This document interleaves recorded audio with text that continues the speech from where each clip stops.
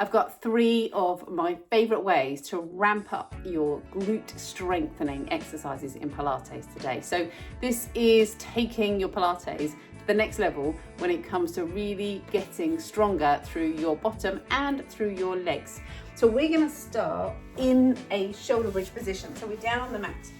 So it's a traditional shoulder bridge from Pilates, but watch what we do to make it work a little harder for you. So we're down on the mat. So I'm assuming because you're joining this session that you're comfortable with the shoulder bridge. So no issues around the lower back or the hamstrings cramping. So if that's the case, we're going to get into a shoulder bridge position. And the first way that you can start to increase the intensity on this would be to lift onto your heels. So just try that for me. I want you to notice when you start to feel it in your glutes. So from both feet, you can lower your hips, lift up, and that's a nice way to warm up, but feel that you kind of squeeze at the top so you can feel the glutes working. So that's a kind of 2 out of 10. Take your feet a bit further away. Try the same thing. So we're here, going to lift up again. I'm going to be conscious of tucking under a little bit more through my tail, lift to my heels, and again, a lower and lift. And it's the heels rather than the toes because we want to feel the glutes. So we lift and hold. Just watch those knees as well, don't start separating.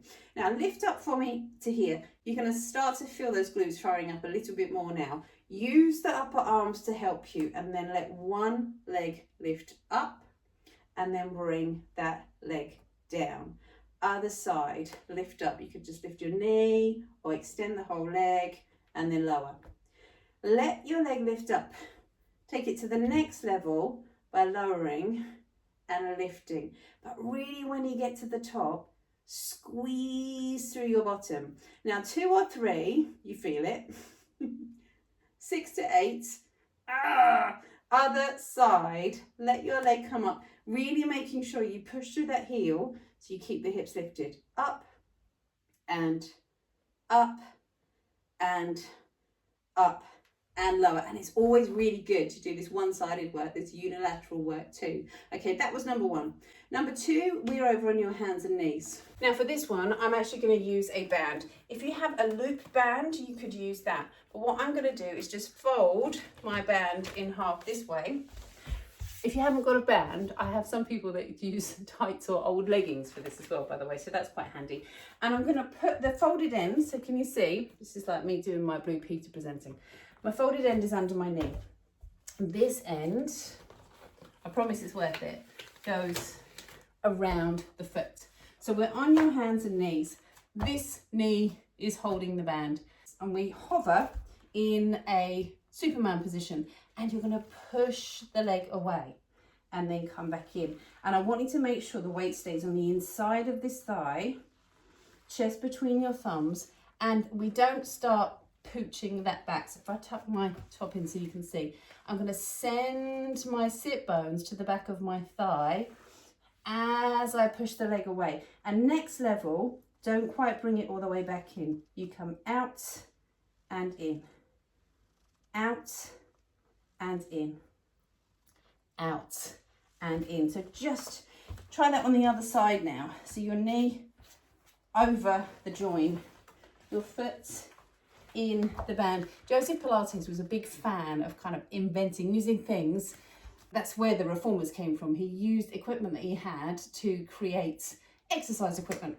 So we come out. So it's always good to be a little inventive. So if you are using something other than a band, let me know. So you push, come back in. And you just, the reason we don't come fully in is you can make an exercise harder by maintaining the time under tension. So muscles adapt based on time under tension rather than necessarily how many you do. And out, whew, and back in. Really gets your core working as well, that one too. Last one we are going to do, we're going to come down onto your forearm. So we are here on your forearms and we're going to take one leg out behind you. So we lift up. Keep that weight on the inside of the thigh. Bend your knee and let your heel come to your bottom and come back in. So we're in and you want to feel like you're squeezing your knee around a ball or around an orange. So if you have got a Pilates ball or you could use a cushion, you can do the same exercise here. So you open through the hip, bring the heel up, and really get that feeling of squeezing through your bottom and your hamstring. Oh, I'm going to do this with my class later so I can get some actual feedback.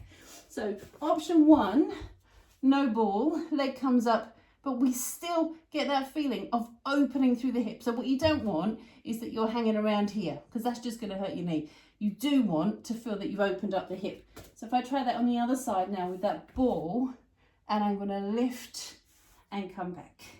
Squeeze and in. Squeeze and in. Squeeze and down to the floor. So there you have it, 3 of my favourite ways to progress and develop Pilates exercises so you really feel that in your bottom and in your hamstrings. Have a go at those. Let me know how you get on. Thank you for joining me today, and I will see you next time.